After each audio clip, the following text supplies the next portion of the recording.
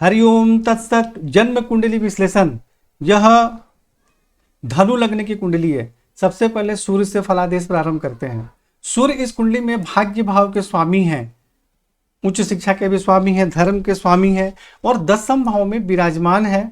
और सूर्य राहु केतु शनि किसी भी ग्रह से पीड़ित नहीं है, जिसके कारण पिता, राज्य एवं रोजगार के क्षेत्र में सुख सम्मान एवं सफलता प्राप्त होती है। भाग्य की उन्नति होती है, उच्च पद प्राप्त होता है। चतुर्थ भाव में दृष्टि के कारण माता, भूमि, भवन, वाहन का सुख प्राप्त होता है। परंतु सूर्य अंश बल में बिल्कुल कमजोर है, इसलिए बहुत अच्छा लाभ प्राप्त नहीं होता है। इसलिए सूर्य को प्रबल करना चाहिए। चंद्रमा इस कुंडली में अष्टम भाव के स्वामी है, आयु भाव के स्वामी है और चंद्रमा को अष्टमेश का दोष नहीं लगता है, यानी चंद्रमा मारा का कारक यह सब नहीं होते हैं। और चंद्रमा यहाँ पंचम भाव में विराजमान है, तो जिसके कारण विद्या, बुद्धि, संतान का सुख प्राप्त होता है और आयु में वृद्धि होती है। और एकादश भाव में दृष्टि के कारण आमदनी बहुत अच्छी होती है।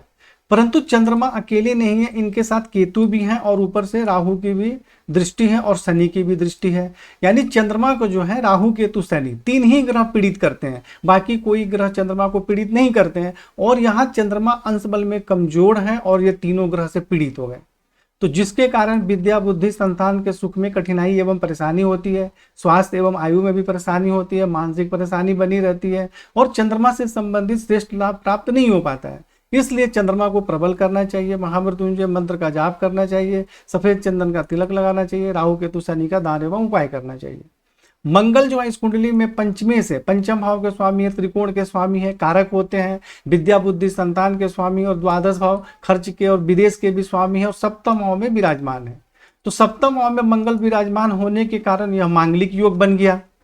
तो मंगल अकेले यहाँ पर है तो कुछ कठिनाइयों के साथ पति एवं वैवाहिक जीवन का सुख प्राप्त होता है। दैनिक रोजगार में सफलता प्राप्त होती है, विद्या, बुद्धि, संतान का सुख प्राप्त होता है और दसम भाव में दृष्टि के कारण पिता, राज, रोजगार के क्षेत्र में सुख सम्मान एवं सफलता प्राप्त होती है।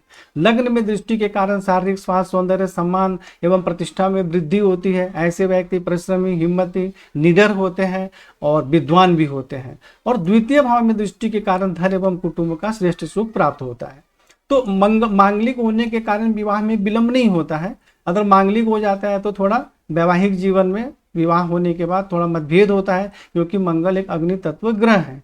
परंतु यहाँ मंगल 29 अंश के भी हैं और इस पर राहु की दृष्टि है, यानी कि सप्तम भाव में मंगल पीड़ित हो गए। सिर्फ मांगलिक से ज्यादा परेशानी नहीं होती है, लेकिन मंगल जब यहाँ आकर राहु से पीड़ित हो गए तो वैवाहिक जीवन में बहुत ज्यादा कठिनाई एवं परेशानी होती है और विवाह में विलंब होता है, शादी के बाद भी मतभेद बना रहता है और संतान इत्यादि से संबंधित भी परेशानी होती है। संतान उत्पन्न में भी परेशानियों का सामना करना पड़ता है। इसलिए मंगल से संबंधित मंत्र जाप करें और राहु से संबंधित दान एवं उपाय करें, ताकि मंगल से संबंधित श्रेष्ठ लाभ आपको प्राप्त हो सके। बुध जो है इस कुंडली में दसम भाव के स्वामी हैं और सप्तम भाव के स्वामी हैं, यानी पिता, राज, रोजगार के स्वामी हैं और पति एवं वैवाहिक जीवन के स्वामी हैं और यह एकादश भाव में विराजमान है। यह बहुत अच्छा योग है। एकादश भाव में विराजमान होने के कारण आमदनी बहुत अच्छी होती है। पिता, राज, रोजगार के क्षेत्र में सुख, सम्मान एवं सफलता प्राप्त होती है। पति एवं वैवाहिक जीवन का सुख प्राप्त होता है। दैनिक रोजगार में सफलता प्राप्त होती है और पंचम भाव में दृष्टि के कारण विद्या, बुद्धि, संतान का भी अच्छा सुख प्राप्त होता है। परंतु यहाँ देखिए बुध कमजोर है, 0-1 अंश के हैं, बिल्कुल कमजोर है, तो जिसके कारण पूर्ण रूप से सफलता प्राप्त नहीं हो पाती। इसलिए यहाँ पे बुध को प्रबल करना जरूरी है। और बुध जो है केंद्र के, 2 केंद्र के स्वामी भी हैं, तो ऐसे में यदि कमजोर होते हैं तो बहुत अच्छा फल नहीं देते, उनके फल में बहुत कमी होती है। इसलिए बुध को प्रबल करना अत्यंत ही आवश्यक है, जिससे कि वैवाहिक जीवन का और जो है सुख प्राप्त हो सके। गुरु जो है इस कुंडली में लग्नेश है और चतुर्थ भाव के स्वामी है, माता, भूमि, भवन के स्वामी है और शारीरिक स्वास्थ्य, सौंदर्य, जीवन और उन्नति के स्वामी है और एकादश भाव में विराजमान है। तो एकादश भाव में गुरु विराजमान है, जिसके कारण आमदनी बहुत अच्छी होती है, शारीरिक स्वास्थ्य, सौंदर्य, सम्मान, प्रतिष्ठा में वृद्धि होती है और माता, भूमि, भवन, वाहन का भी सुख प्राप्त होता है। और यहाँ से गुरु दृष्टि डाल रहे हैं तृतीय भाव में, जिसके कारण भाई बहन का सुख भी प्राप्त होता है, पराक्रम में वृद्धि होती है। और पंचम भाव में दृष्टि के कारण विद्या, बुद्धि, संतान का श्रेष्ठ सुख प्राप्त होता है। और सप्तम भाव में दृष्टि के कारण पति एवं वैवाहिक जीवन का सुख प्राप्त होता है, दैनिक रोजगार में सफलता प्राप्त होती है।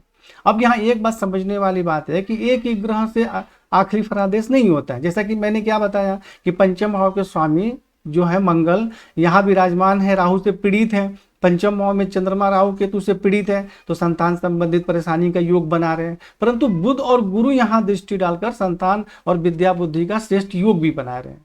तो यह समझना जरूरी है कि एक ही ग्रह के फलादेश को आखिरी निर्णय न माने। जैसे यहाँ मंगल सप्तम भाव में बैठे हैं, राहु इनकी की दृष्टि थी इस पर, तो वैवाहिक जीवन परेशानी का योग बना रहे थे, लेकिन गुरु यहाँ दृष्टि डालकर वैवाहिक जीवन में लाभ का भी योग बना रहे हैं। इसलिए सुख दुख दोनों ही चलते रहते हैं।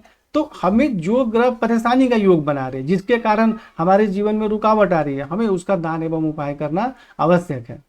शुक्र जो है इस कुंडली में षष्ठ भाव के स्वामी है और आय भाव के स्वामी है, यानी रोग एवं शत्रु के, नौकरी के स्वामी है, आमदनी के स्वामी है, स्वराशि में विराजमान है। बहुत अच्छा योग है, आमदनी बहुत अच्छी होती है, अचानक लाभ प्राप्त होता है, शत्रु पक्ष पर भी प्रभाव होता है और ननिहाल पक्ष से भी सहयोग प्राप्त होता है। पंचम भाव में दृष्टि के कारण कुछ कठिनाइयों के साथ विद्या बुद्धि संतान का सुख प्राप्त होता है। शनि जो है इस कुंडली में द्वितीय भाव के स्वामी है और तृतीय भाव के स्वामी है, धन एवं कुटुंब के स्वामी है, पराक्रम एवं भाई बहन के स्वामी है और तृतीय भाव में स्वराशि में विराजमान है। तो जिसके कारण पराक्रम में वृद्धि होती है, भाई बहन का सुख प्राप्त होता है, धन एवं कुटुंब का सुख प्राप्त होता है, धन का संग्रह भी होता है, परंतु इस पर राहु की दृष्टि भी है। तो जिसके कारण जो मैंने लाभ बताया शनि से संबंधित, उसमें परेशानी भी होती है। शनि यहाँ से पंचम भाव में दृष्टि डाल रहे हैं चंद्रमा पर, जिसके कारण विद्या बुद्धि संतान के सुख में कठिनाई एवं परेशानी होती है, संतान में विलंब भी होता है। और यहाँ से नवम भाव में दृष्टि के कारण भाग्य की उन्नति में कठिनाइयों का सामना करना पड़ता है। भाग्य की उन्नति धीरे धीरे होती है, उच्च शिक्षा प्राप्त करने में भी कुछ परेशानी होती है। और द्वादश भाव में दृष्टि के कारण खर्च अधिक रहता है, बाहरी स्थानों के संपर्क से भी कुछ परेशानी होती है। तो शनि से संबंधित हमें यहाँ दान एवं उपाय करना है, शनि का रत्न इत्यादि नहीं धारण करना है, मंत्र जाप भी नहीं करना है। राहु इस कुंडली में यहाँ बैठे हुए हैं, देखिए गुरु के साथ। जैसा कि मैंने पहले क्या बताया था कि जो गुरु थे बहुत अच्छा लाभ दे रहे थे। जैसा कि मैं फिर से आपको याद दिला दूं कि गुरु जो है यहाँ पे पंचम भाव में भी दृष्टि डाल रहे थे, जिसके कारण विद्या बुद्धि संतान का सुख प्राप्त होता है। सप्तम भाव में दृष्टि के कारण पति एवं वैवाहिक जीवन का सुख प्राप्त होता है। लग्नेश है तो शारीरिक स्वास्थ्य सौंदर्य जीवन की उन्नति में सफलता प्राप्त होती है। परंतु गुरु के साथ राहु भी विराजमान है, जिसको एक आम भाषा में चंडाल योग भी कहते हैं। तो गुरु जो है, मेरा मानना है कि किसी ग्रह से पीड़ित नहीं होते हैं, सिर्फ राहु से पीड़ित होते हैं। तो जब गुरु राहु के साथ बैठ गए तो गुरु से संबंधित जो लाभ का योग बन रहा था उसमें भी परेशानी होती है।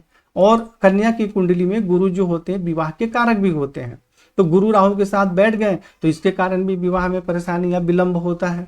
तो इसलिए राहु से संबंधित दान एवं उपाय करना आवश्यक है। तो राहु यहाँ जो गुरु के साथ विराजमान हो गए, बुध और शुक्र को तो कोई बहुत ज्यादा परेशानी नहीं करते हैं, लेकिन गुरु के साथ विराजमान होने के कारण एकादश भाव भी पीड़ित हो गया। तो जिसके कारण आमदनी प्राप्त करने में कठिनाइयों का सामना करना पड़ता है। कभी अचानक लाभ प्राप्त होता है तो अचानक नुकसान भी होने का डर रहता है। और तृतीय भाव में शनि पर दृष्टि के कारण पराक्रम में तो वृद्धि होती है, परंतु भाई बहन धन कुटुंब के सुख में परेशानी होती है, हाथ में कंधे में चोट इत्यादि भी लगने की संभावना रहती है। पंचम भाव में चंद्रमा पर दृष्टि डाल रहे हैं, जिसके कारण विद्या बुद्धि संतान के सुख में कठिनाई एवं परेशानी होती है। और जो चंद्रमा है आयु के और स्वास्थ्य के भी स्वामी है, उसमें भी परेशानी होती है, मानसिक परेशानी बनी रहती है। और सप्तम भाव में मंगल पर दृष्टि के कारण पति एवं वैवाहिक जीवन के सुख में कठिनाई एवं परेशानी होती है और विवाह में विलंब होता है। तो राहु से संबंधित दान एवं उपाय करें। केतु यहाँ बैठा हुआ है पंचम भाव में चंद्रमा के साथ, तो जिसके कारण विद्या बुद्धि संतान स्वास्थ्य आयु के क्षेत्र में कठिनाई एवं परेशानी होती है। नवम भाव में दृष्टि के कारण आप धर्म का तो पालन करती हैं, परंतु भाग्य की उन्नति में कठिनाई एवं परेशानी होती है। और एकादश भाव में दृष्टि के कारण कुछ कठिनाइयों के साथ आमदनी के क्षेत्र में सफलता प्राप्त होती है। लग्न में दृष्टि के कारण शारीरिक स्वास्थ्य सौंदर्य जीवन की उन्नति में सफलता प्राप्त होती है, परंतु ऐसे व्यक्ति का स्वभाव कुछ उग्र भी हो जाता है, कुछ जिद्दी भी हो जाते हैं और कई बार शरीर में मोटापा भी बढ़ जाती है। तो केतु से संबंधित दान एवं उपाय करें। तो आपको राहु केतु शनि से संबंधित दान एवं उपाय करना, ध्यान रख लीजिए, राहु केतु शनि से संबंधित दान एवं उपाय करना। इस कुंडली में जितने भी समस्याएं हैं, जो समस्या अभी नहीं हो रही है भविष्य में भी हो सकता है, तो जो भी समस्या है उनके लिए मुख्य रूप से राहु केतु शनि का दान उपाय करना है, इनका रत्न कभी भी नहीं धारण करना है। और बाकी जो उपाय आपकी कुंडली में बताए गए हैं वह करना है। अब यहाँ पे मैंने बगल में एक दूसरी कुंडली बनाया है। यह मैंने कुंडली क्यों बनाया, क्योंकि आपका जो जन्म है वह 15 बजे यानी दोपहर के 3 बजे जन्म है, और ठीक दोपहर के 3:01 में कुंडली बदल जा रही है, यानी कि 3 बजे जो है धनु लग्न की कुंडली है और 3:01 में मकर लग्न की कुंडली है। तो अगर ऐसे स्थिति में किसी का जन्म हो जाता है तो उसे संधि काल कहते हैं। संधि काल मतलब कि दोनों का मिला जुला प्रभाव होता है। इसलिए हमें एक ही ग्रह के फलादेश को, एक ही कुंडली के फलादेश को आखिरी निर्णय नहीं मानना चाहिए, और हो भी सकता है कि इसका संपूर्ण फलादेश मैच ना करे, लेकिन दोनों ही कुंडलियों में आपके जीवन में जो भी समस्या है उनका उपाय वही है जो मैंने इसमें बताया है। जैसे इसमें मैंने राहु केतु शनि का दान उपाय बताया है, तो इस कुंडली में भी आपको राहु केतु शनि का ही दान एवं उपाय करना है। और विशेष रूप से आप वैवाहिक जीवन के लिए पूछना चाह रही थी, तो अब इस कुंडली में वैवाहिक जीवन के लिए सप्तम भाव देखते हैं, और किसी भी कुंडली में मतलब सप्तम भाव ही वैवाहिक जीवन के लिए देखते हैं। तो यहाँ पर जो है वैवाहिक जीवन में समस्या का कारण क्या है? सप्तम भाव का स्वामी बुध बिल्कुल कमजोर है, विवाह का कारक गुरु जो है वह राहु के साथ विराजमान है, और सप्तम भाव में राहु की दृष्टि है, यानी कि इस कुंडली में विवाह में विलंब या परेशानी का योग जो है उसका मुख्य कारण है कि सप्तमेश कमजोर है, बिल्कुल कमजोर है। विवाह का कारक गुरु भी जो है वह राहु के साथ चंडाल योग का निर्माण कर रहे हैं, और सप्तम भाव में मंगल पर राहु की दृष्टि है, जिसके कारण विवाह में विलंब एवं परेशानी होती है। तो इस कुंडली के अनुसार हमें बुध को प्रबल करना है और राहु और मंगल इत्यादि का उपाय करना है, जो आपको बताया गया है। इस कुंडली में सप्तम भाव के स्वामी कौन है? चंद्रमा है। तो इस कुंडली में जो चंद्रमा है वो 10वें भाव में केतु के साथ विराजमान है, इस पर राहु की दृष्टि है और शनि से पीड़ित हो गए। यानी कि इस कुंडली में विवाह में विलंब का या परेशानी का कारण क्या है? चंद्रमा का कमजोर होकर पीड़ित हो जाना। इसमें क्या है? बुध का कमजोर होकर पीड़ित हो जाना, इसमें क्या है? चंद्रमा का कमजोर होकर पीड़ित हो जाना। और दूसरी चीज की विवाह के कारक गुरु और राहु इसमें भी साथ बैठे हैं, इसमें भी साथ बैठे हैं। तो इसलिए आपको मतलब मोती और पन्ना इन दोनों के विषय में चिंतन करना चाहिए, या धारण करने के लिए सोचना चाहिए, या इनका आप मंत्र जाप भी कर सकते हैं। तो वो सब आप चर्चा करके देखा जाएगा कि आपको क्या करना है क्या नहीं करना है। अभी आपको समझाने के लिए मैं वीडियो बना रहा हूँ, इस वीडियो को देखें, कुंडली को आप पढ़ के समझें और फिर हमसे फ़ोन करके चर्चा करें। यहाँ दोनों कुंडली आपको समझाने के लिए बताया जा रहा है कि एक ही मिनट में कुंडली बदल रही है तो दोनों का मिला जुला प्रभाव पड़ता है, और दोनों में ही वैवाहिक जीवन में परेशानी का योग है, तो हमें दोनों का ही उपाय करना पड़ेगा, क्योंकि संधि काल में जब जन्म होता है दोनों का मिला जुला प्रभाव होता है। यह बात समझने की, हाँ, मतलब यह बात जरूर समझना चाहिए। तो इस प्रकार आप इसको वीडियो को देखकर समझें, और जो कुंडली बनाकर भेजा गया है, फलादेश लिखा गया है, उपाय लिखा गया, उसको भी पढ़ें और आप फोन करके चर्चा करें। हरिओम तत्सत।